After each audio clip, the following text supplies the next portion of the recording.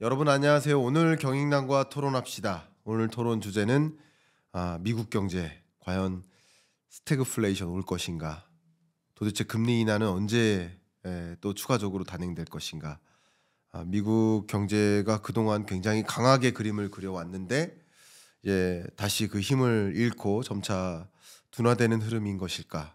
이 큰 질문들이 있으실 겁니다. 그 질문들에 대해서 함께 토론을 통해서 해안을 찾아보는 그런 시간을 갖도록 하겠습니다.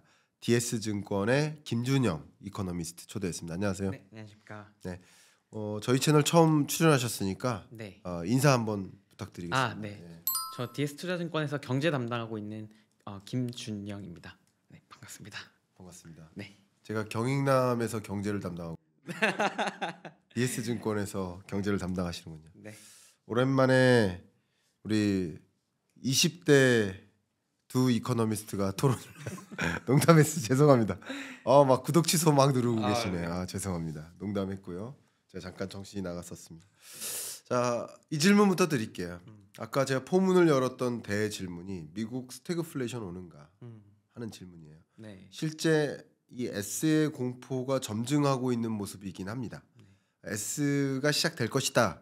스태그플레이션 올 것이다 라는 것이 아니라 스태그플레이션 오는 거 아닌가 하는 공포감. 네. 그게 자본시장에 이렇게 드리워지는 모습이에요. 네. 어떻게 평가하십니까? 사실 한 달 전까지만 해도 네. 적당히 높은 물가와 무난한 성장을 시장이 생각을 하고 있었죠. 네. 올해 금리 인하는 뭐 한 번에서 두 번. 근데 저는 경제 자체는 조금 둔화될 타이밍이 되었다라고 보고 있고요. 네. 반면에 그러면 경제가 둔화가 될 때 스태그플레이션으로 넘어갈 것인가? 쉽게 말해서 경기 둔화가 와도 물가가 안 잡힐 것인가? 네. 저는 거기서는 물가가 그래도 우리가 흔히 생각하는 것처럼 물가가 3% 4%로 다시 미쳐 날뛰는 것보다는 그래도 경기 둔화에 맞춰서 조금은 하향 안정되지 않을까라고 생각은 하고 있습니다. 네. 그래서 스태그보다는 조금의 둔화, 굳이 따지자면 스태그보다는 리세션에 조금 더 가깝지 않을까. 네. 그렇게 좀 보고 있습니다. 그러면 또 추가적인 질문 드리고 또 네. 말씀드리겠습니다. 그러니까 물가 상승률은 그렇다면 네. 미국의 목표 물가 2%를 향해 균형점을 찾아 그래도 내려올 것이다.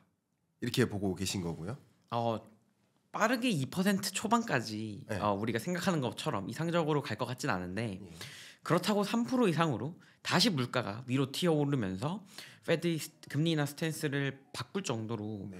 튀진 않을 것 같다라고 보여지고요. 예. 쉽게 말해서 기존의 시장의 생각처럼 물가가 위로 튀기보다는 네. 플랫 내지는 조금 안정되는 그림이지 않을까. 물가가 뭐 당장 2%에 온다라고 말씀드리진 않고요. 저도 네. 여전히 스티키한 부분들이 남아 있으니까. 네. 하지만 경기 둔화라는 시나리오가 없었기 때문에 한 달 전까지만 해도 거기서 오는 수요 둔화들이 물가를 조금 같이 눌러주지 않을까라고 좀 보여지고요.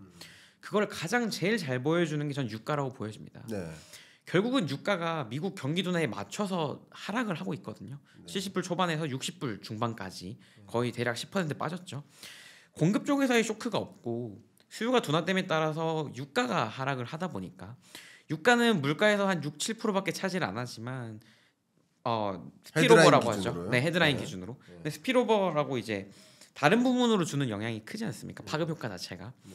그래서 그런 것들을 좀 종합적으로 봤을 때 경기 둔화 속에서 원자재의 가격 반응이 있는지 없는지가 중요한 것 같은데 지금까지는 그래도 하락하고 있거든요. 네. 그래서 역사적으로 인플레이션의 시대다라고 할 때는 뭐 70년대나 코로나 때처럼 정말 CPI가 5% 6%를 넘어가던 시기에는 수요가 강할 때도 있었지만 항상 공급 쪽에서의 쇼크가 있었습니다. 근데 반면 90년대 중반이라든지 00년대 초중반처럼 미국 경제는 나쁘지 않고 글로벌 경제가 좋을 때 물가가 3% 4% 이상으로 강하게 튀었는가?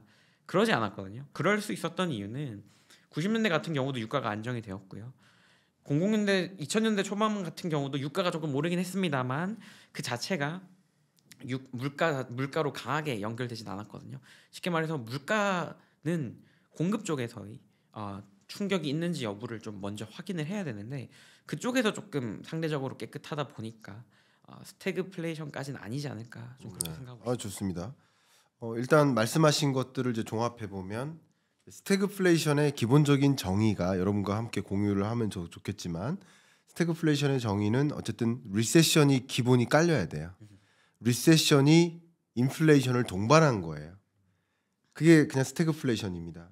근데 인플레이션을 동반하지 않는 리세션은 스태그플레이션이 아닌 거죠. 말씀하신 것처럼 2%가 목표 물가라고 한다면 2%의 그 균형점을 찾아서 완전히 내려오진 않겠지만 그렇다고 3%를 초과하는 다시 인플레이션이 튀는 그런 움직임으로는 가지 않기 때문에 리세션은 올지라도 스태그플레이션은 오지 않는다라고 해석하시는 것 같아요. 맞죠? 네, 맞습니다. 그러면 물가는 튀지 않는데 네. 왜 연구원님 머리 스타일은 이렇게 위로 튑니까?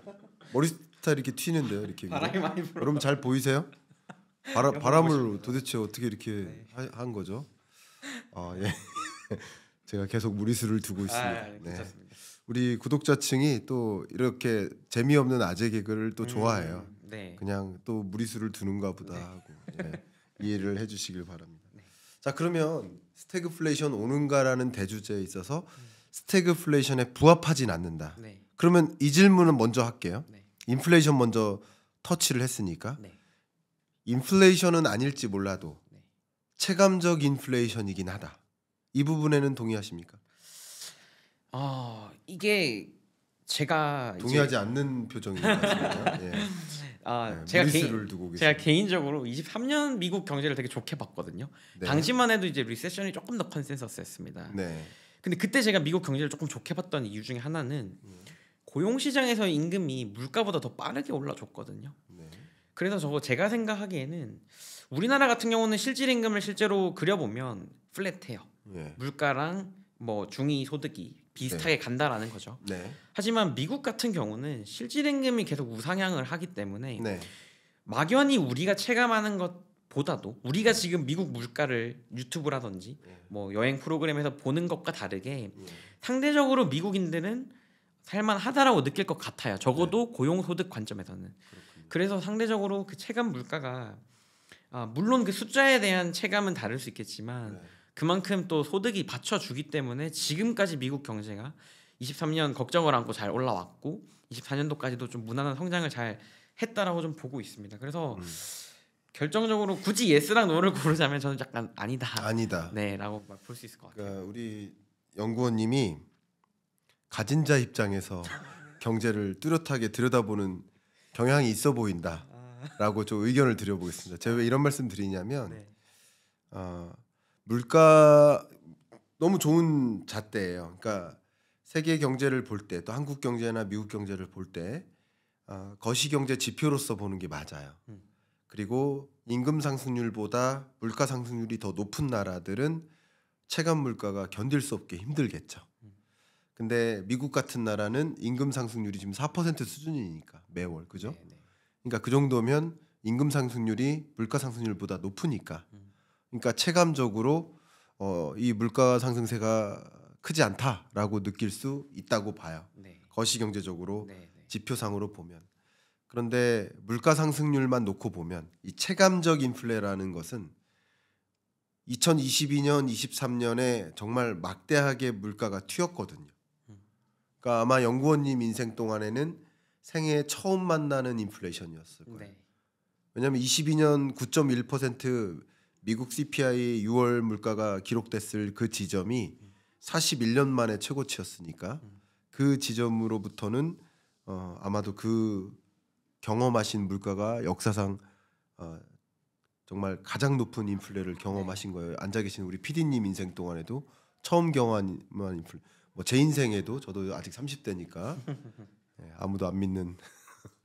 어쨌든 제가 드리고 싶은 이야기는 뭐냐면 물가가 이미 튀었는데 거기서 여전히 2-3% 물가가 상승하고 있으니 이제 미국의 그러니까 우리 댓글 다시는 많은 구독자분들이 또 미국에 거주하시는 분들이 굉장히 많은데 제가 오히려 이런 구체적인 얘기를 안 하고 물가가 잡혀가고 있다 이렇게 표현하면 되게 크게 이렇게 막 한거하세요. 무슨 물가가 잡혔냐. 그러니까 이게 무슨 말이냐면 체감적으로는 물가가 이미 치솟았는데 네. 거기서 어쨌든 또 오르니까 네. 2-3%가 오르고 있다는 뜻이거든요. 네.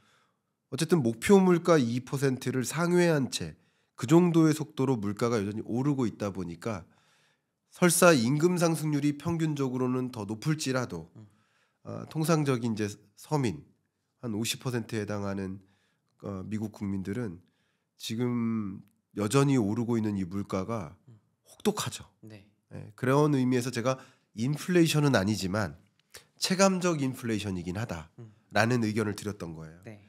이거는 여러분들이 다 동의하실 필요는 없어요. 제가 연구원님이 잘못 보고 있다, 아니면 제가 잘 보고 있다 이런 얘기가 아니라 인플레이션 상황에서는 벗어난 모습 맞지만 네. 스티키하게 2%를 상회한 채 물가 상승률이 유지되는 흐름이라는 것은 저도 동의하지만 네. 그러나 그 같은 미국 경제의 모습을 놓고 누군가는 너무나 높은 인플레를 여전히 체감하고 있다라고 실감할 수도 있고 네. 또 대부분의 또 많은 분들은 뭐 난 임금 상승세가 더 높으니 이렇게 물가 치솟는 거 부담 안 돼라고 느낄 수도 있는 거죠. 그러니까 네. 맞다 틀리다의 개념이 아니라 그 같은 지표를 받아들이고 해석하느냐에 따라서 네. 좀 차이가 있다. 그런 의미에서 네. 체감적 인플레라고 제가 표현을 했었던 겁니다. 네. 다시 한번 말씀드리면 맞다 틀리다를 이제 정의하고자 이 질문을 드렸던 건 아니고요. 그러면 이제 스태그플레이션 오는가라는 대주제 하에 네. 일단 물가 부문은 해결이 됐어요. 다시 튀진 않는다. 다시 튀진 않지만 그래도 2%를 상회하겠지만 그 언저리에서 계속 머문다.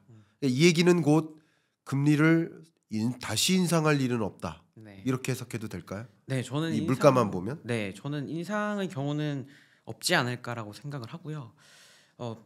개인적으로 파월에게 인상의 버튼은 없다라고 생각을 합니다. 네. 동결을 내지는 인하밖에 없고요. 네. 그래서 더욱더 작년에 마지막 금리 인상 하고 나서 네. 되게 매파적으로 보수적인 스탠스를 계속 보여왔다라고 생각을 해요. 네. 여기서 다시 중앙은행이 금리를 올리는 것만큼 신뢰도를 잃어버리는 건 없거든요. 네. 그래서 제가 파월이라면 인상의 카드는 최대한 지우고 어떻게 커뮤니케이션을 하면서 동결을 오래 가져갈지를 네. 고민할 것 같고요. 그리고 지금의 매크로 데이터들을 놓고 봐도 인상이 필요할 정도는 아니다라고 좀 생각을 하고 있습니다. 네. 그리고 여기서 조금 더 파생을 해서 나가 보면 작년 4분기에 미국 10년물 금리가 100bp 정도 올라요. 3.8에서 4.8 정도로 러프하게 올랐거든요. 작년 4분기에. 근데 동기간 연준의 기준금리는 100bp 내려갑니다. 근데 사실 서민들이 체감하는 대출 금리는 전부 다 10년물, 30년물에 연동이 되거든요. 지난 4분기 동안 장기물 금리가 100bp 튀는 동안 연준에서 제대로 구체적인 언급이 없었고 양적 긴축에 대해서 속도 조절을 하겠다라든지 전혀 언급이 없었거든요. 그래서 저는 기준 금리는 가만히 두되 금융 환경을 조금 타이트하게 만들거나 그 외적인 부분들로 최대한 노력을 하려고 하는 거 아닌가라고 좀 생각을 하고 있습니다. 좋습니다. 어쨌든 지금 말씀 주신 것처럼 금리를 추가적으로 인상할 만큼의 그런 물가 상황은 아니다. 이 부분을 먼저 정리를 잠깐 하고요. 네. 그다음 이제 스태그플레이션 여부를 진단하기 위해서는 경기를 그다음 봐야 돼요. 네. 근데 그래도 리세션에 가까운 행보를 보일 것이다라는 그런 의견이신 거예요. 근데 저는 일단 이 리세션의 정의가 또 분분하기 때문에 네. 그냥 저는 숫자로 얘기하는 걸 좋아합니다. 네. 그래서 2023년, 24년 연속으로 2.7, 2.8% 수준의 미국 GDP 규모로 봐서는 정말 이렇게 마치 막 코끼리가 치타처럼 달리는 모습, 이렇게 거대한 GDP를 갖고 있는 나라가 이렇게 3%에 가까운 성장 속도를 유지할 수 있을까 하면서 지켜본 23, 24년이었어요. 네. 25년에 대해서는 전망치로 본다면 어느 정도의 성장률을 보일 것으로 혹시 가늠하십니까? 시장에서는 아직까지 하향이 조금 덜 되었거든요. 네. 대략적으로 지금 2.1에서 2.2 정도 시장 컨센서스가 잡혀 있고요. 네. 시간이 지나면서 조금씩 하향은 되겠죠. 왜냐하면 작년 하반기에 계속 상향만 되어 왔어요. 그리고 지금 이제 시장이 조금씩 경제 지표의 균열에 관심을 가지고 컨센서스가 조금씩 내려올 것 같은데 제가 생각하기에는 1.8 정도까지도 충분히 좀 내려갈 수 있다. 성장률 자체가 1.8%까지 내려올 네. 수 있다. 그렇게 생각하고 있습니다. 예. 그러면 미국 경제가 1.8% 만약에 성적표를 보일 거다. 만약에 네. 지나놓고 봤을 때 네. 그렇다면 리세션에 해당되는 지표라고 해석하십니까? 리세션이라는 표현을 쓰는 게 조금 조심스럽긴 합니다. 사실 말씀하셨듯이 숫자로 말하자면 QOQ 그로스가 마이너스로 2개 분기 연속 나와야 뭐 사전적인 리세션이다 이렇게 표현을 하기도 하고 네. 되게 좀 견해는 다양합니다만 견해는 다양하죠. 다양한데 전 리세션이라는 표현보다는 좀 빠르게 냉각이 된다 정도로 생각을 합니다. 둔화가 되는데 그 폭이 생각했던 것보단 크다. 근데 그것을 금융시장이 서서히 반영해 왔으면 괜찮은데 네. 작년 4분기의 미국 주식 시장이라든지 미국 장기물 금리 레벨을 감안해 봤을 때는 전혀 고용 지표나 매크로 데이터들이 균열이 나는 부분에 대해서 프라이싱이 안 들어갔고 네. 그런 것들을 최근 들어서 갑자기 뒤늦게 반영을 짧은 기간 동안 하다 보니까 금융시장에서는 약간의 충격으로 느끼는 것 같아요. 좋습니다.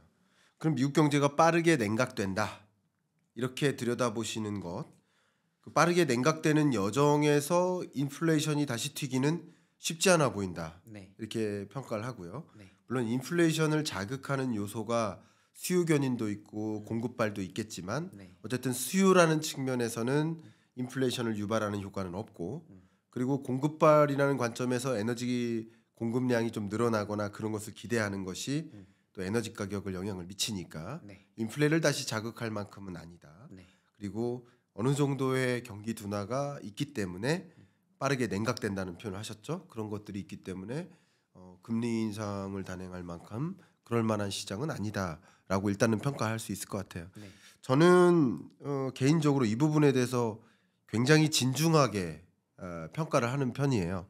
왜냐하면 시장에서 또 많이 이제 활동하시는 분들도 경제 상황을 진단할 때 경제 위기냐, 경기 침체냐 이것을 이 단어를 구분하지 않고 그냥 혼용해서 쓰시는 경향들이 있으세요. 이거는 철저히 배제돼야 된다라고 저는 좀 강하게 주장하는 사람입니다. 네, 그래서 제가 좀 계속 꼬집어 여쭤보는 과정이에요. 네. 마치 실제 제 경험도 있습니다만 그 혹시 병원에 가셨는데 오진한 적이 있어요? 저 결론적으로 없습니다. 그런 적은 없으세요? 네, 제가 실제 오진을 받은 적이 있었거든요. 네, 근데 오진은 오진으로만 끝나는 게 아니라 엄청난 기회비용을 손실합니다. 병원에 갔는데 응급실에 갔는데 오진을 내린 거예요. 제 실제 사례니까 말씀드릴까요? 제가 석사 과정 3학기 때였나? 제가 이제 개인적으로는 학교에 수업을 받으러 가면 절대 죽기 전에는 수업 시간에 안 나오는 거예요. 그리고 제 원칙이에요. 제 원칙. 네. 이게 맞다라는 주장이 아니라 그리고 수업 시간에 결석을 한다. 그러면 제가 세상에 없는 거예요. 제가 세상에 있는 한 수업은 들어가야 된다고 보는 게 저의 생각이에요. 네, 그래서 학교에서도 우리 수업 시간에 우리 학생들한테 지각할 거면 오지 말라고. 오든가 안 오든가지 지각은 없다. 네, 저는 그런 생각을 많이 하고 있는 사람이에요. 네, 그래서 역시 항상 15분 전에 수업 시간에 딱 앉아서 준비를 하다가 수업을 듣다가 다 끝나야만 그 자리를 일어나는 게 제 원칙이었었어요. 네. 근데 이런 얘기 길게 해도 되나요? 그런데 너무 죽을 듯이 아픈 거예요. 그래가지고 박사과정 형한테 전화해가지고 형, 나 죽을 것 같음 이렇게 전화를 해가지고 형 차 타고 학교 안에 있는 응급 진료소를 갔는데 장이 꼬였다는 거예요. 그래서 무슨 장이 꼬인 걸 풀어주는 약을 먹었어요. 네. 근데 안 나아요. 더 아파요. 그래서 보라매 병원까지 응급차 타고 갔어요. 네. 근데 이제 이렇게 멀쩡한 사람이 너무 죽을 듯이 아파하니까 그 의사들이 딱 보고 피 하듯이 저한테 결석이네 딱 하시더라고요. 결석이네 이거 이렇게 하시더라고요. 그러니까 그 경험상 알아보신 거예요. 진단을 제대로 내린 거예요. 네. 이게 장이 꼬인 게 아니라 그 요로결석이라 하죠. 네. 요로결석 때문에 죽을 듯이 아팠었던 거예요. 그랬더니 그때는 이제 레이저 치료 기술이라 해가지고 밖에서 이렇게 레이저로 퉁퉁퉁퉁 때려서 이 결석을 파쇄하는 거예요. 그래서 그냥 나아요. 그러니까 진단을 잘못 내리면 네. 처방이 달라져요. 네. 진단을 제대로 내렸기 때문에 제가 굉장히 죽을 것 같은 고통에서 이겨낸 거예요. 제가 이런 경험이 있었습니다. 네. 말이 길어졌지만 그래서 진단을 제대로 내려야 된다. 경기 침체와 경제 위기는 완전히 다르다. 네. 이런 생각을 하고 있습니다. 네.